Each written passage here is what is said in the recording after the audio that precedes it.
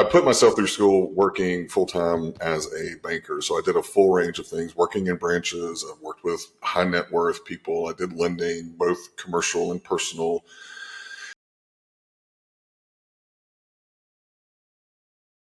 And my daughter, I think, was one. So this was 2003, 2004.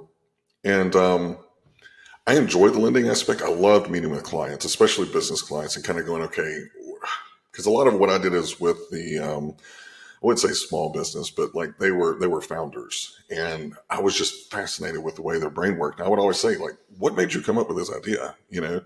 For me, it was a way to get them to actually talk and forget that I was about to ask them for business. But it was also a great way for me to really kind of learn how their business worked. But I got to the point where I was like, a loan's a loan. I've structured some big, sexy loans. I've structured some basic loans. If I'm going to do a career pivot with my daughter's age, as it is right now, now's the time to do it. And growing up, my grandmother would always tell me, if you don't like something, go over there, break it, fix it, and make it the way that you want to. And so that was kind of my approach, is if I'm going to pivot, what is something that I can go in and I can break that needs to be broken, and try my best to fix it. And HR was the first thing that came to mind, because as a sales leader, as an executive, I was young. I was in my 20s, managing 48 people across 4 different states, huge P&L responsibility. And I hated working with HR, and especially hated working with recruiters, because they would send me over people. I'm like, do you know what we do? Like, this person has no sales experience. Yeah. Yes, they can spell finance, but they have no sales experience. So I found a contract recruiter position working for a bank, and I thought, okay, this is something I know, something I don't know.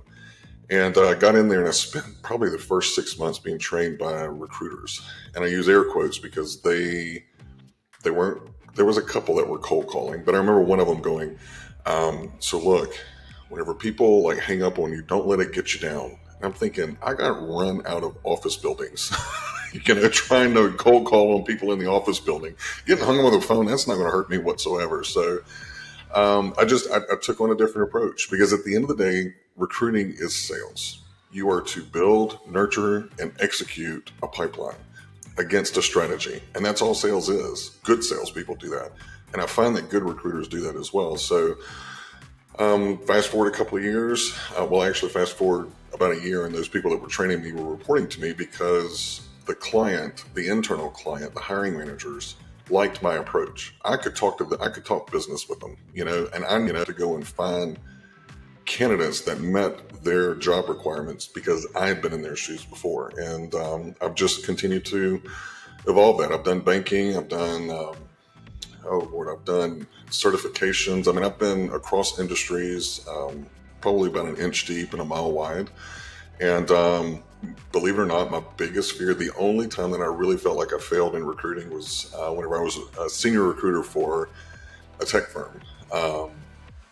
And I was there for 9 months. It was right around 2008. And the largest clients for the group that I was supporting was Lehman Brothers, Wells Fargo, and Citigroup. Yikes. So yeah, I was one of the first to go, and it really messed with my psyche. So whenever I got back into tech, supporting on the bank side, I was very, very leery. And out of that uncomfortable, it really kind of forced me to innovate. And that's actually where Sprint Recruiting was birthed, was out of that uncomfort.